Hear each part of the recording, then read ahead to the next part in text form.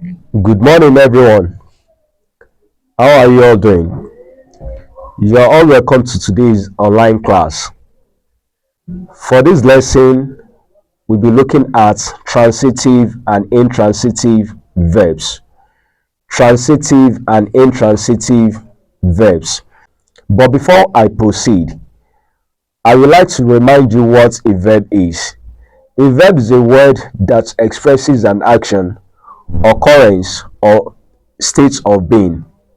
A verb is a word that expresses an action, occurrence, or state of being. It is one of the main parts of speech and is essential for forming a sentence. In our previous classes on sentences, I have explained the importance of verbs to you. So the verb is very, very important in forming sentences. Without the verb, any group of words cannot be regarded to as a sentence. So the verb is the most important component in a sentence. All right, now to today's class, we'll be looking at transitive and intransitive verbs. But before I proceed, I want to believe that you all still remember the categories of verbs that we have. We have the main verb, we have the auxiliary verb, also known as the helping verb, we have the modal auxiliary verbs, we have the regular verbs, we have the irregular verbs, we have the transitive and the intransitive verbs. So those are the categories of verbs that we have. But for today's class, we'll be looking at the transitive and the intransitive verbs. So what is a transitive verb? A transitive verb requires a direct object to complete its meaning.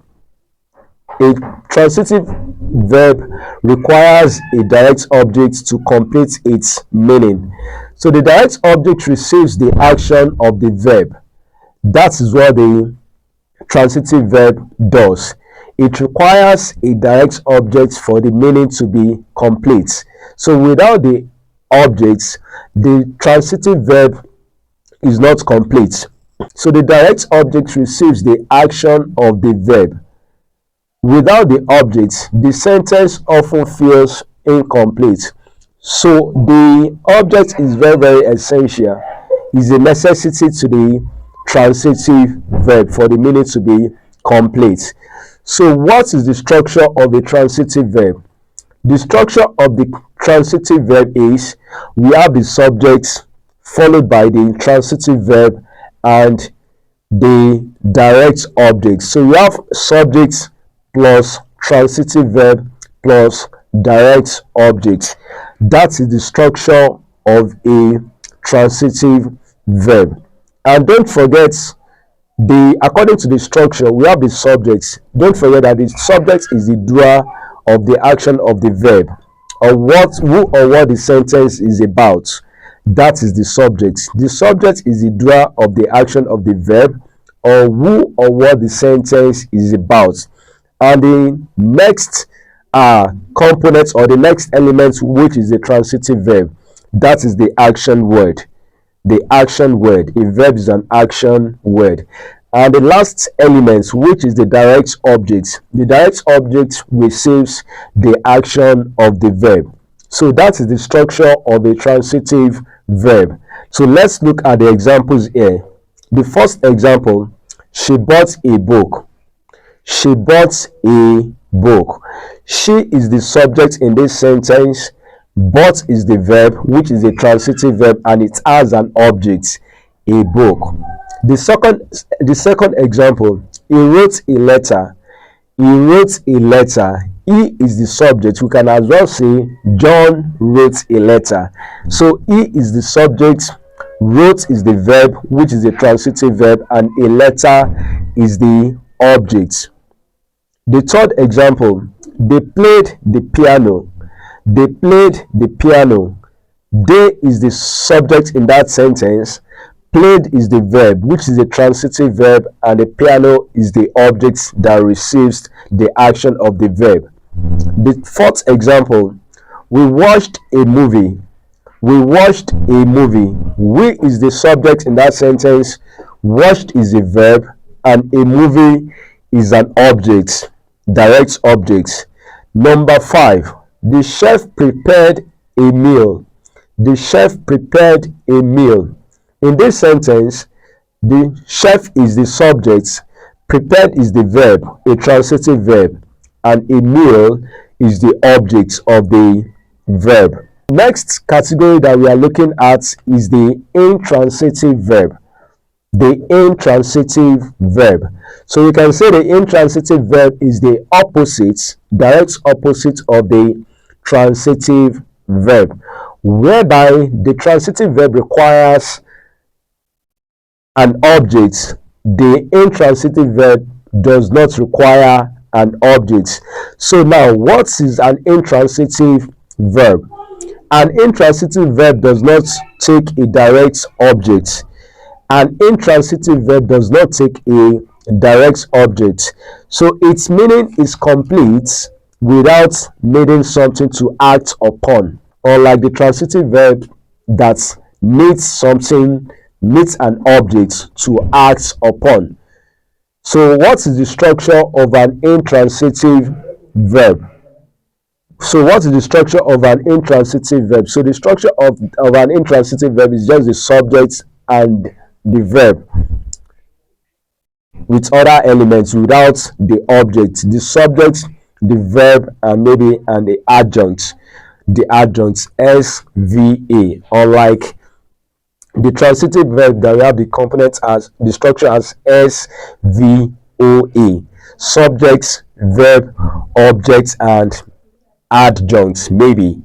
But the structure of an intransitive verb is subject, verb, and adjunct. So the object is omitted. It is not necessary in an intransitive verb. So what are the examples? The first example, she sleeps early. She is the subject, sleeps is the verb. It has no object. He runs every morning. He is the subject, runs is the verb, and every morning, that's the adjunct. They laughed loudly. They laughed loudly. They is the subject, laughed is the verb. The next example, the baby cried all night. The baby cried all night. The baby is the subject, cried is the verb, all night, that is the adjunct. The plane landed safely. The plane landed safely. The plane is the subject, landed is the verb, and safely is the what? That's the adjunct. From the examples that I just gave, the verbs in the sentences do not require object for their meanings to be complete. All right. So what are the key differences between a transitive verb and the intransitive verb? So transitive verbs need a direct object to complete the action. Transitive verbs need a direct object to complete the action. On the other hand, the intransitive verbs do not need a direct object. The action is complete on its own. So that is the key difference between the transitive verbs and the intransitive verbs. Although we have some verbs that can function as transitive and intransitive, it depends on the usage or on how the verbs are used. So some verbs can be both transitive and intransitive depending on how they are used. For example, the verb sings. The verb sings. She sings a song. That is the verb sings. That's in that sentence. Sings is a transitive verb, whereas a song is the object. But she sings beautifully. She sings beautifully. In that sentence, sings also is a verb, but it is functioning as an intransitive verb. So the verb run also can function as both transitive and intransitive verb. He ran a marathon.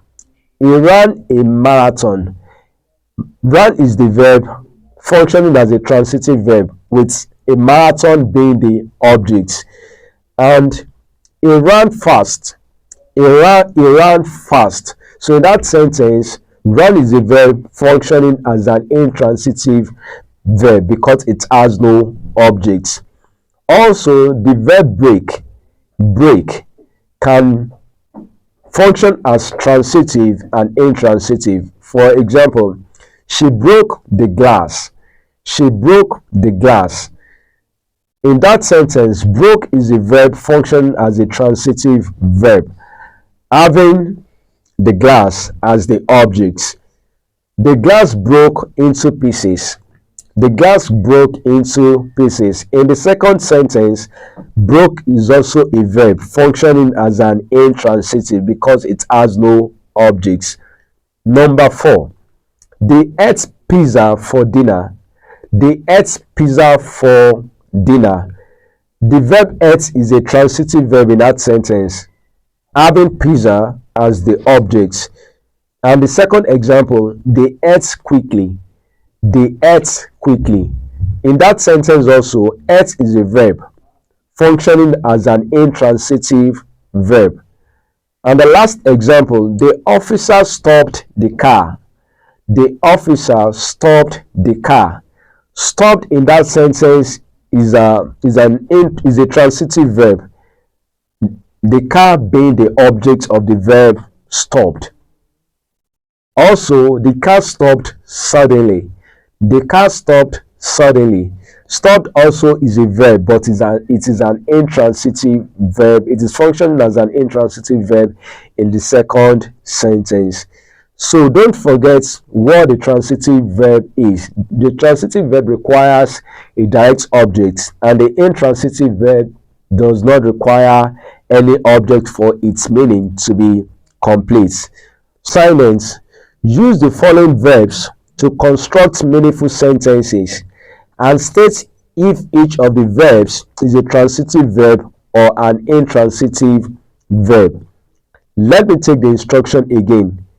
Use the following verbs to construct meaningful sentences and state if each of the verbs is a transitive verb or an intransitive verb. The first verb, divide. Divide. Number 2, accepted. Accepted. Number 3, show. Show. Number 4, imagine. Imagine. Number 5, neglected. Neglected. Number 6, purchase. Purchase. 7, shout. Shout. 8, learn. Learn. Number 9, traveled. Traveled. And the last one, amend.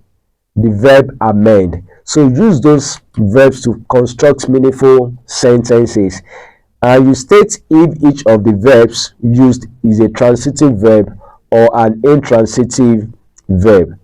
So we have come to the end of today's lesson.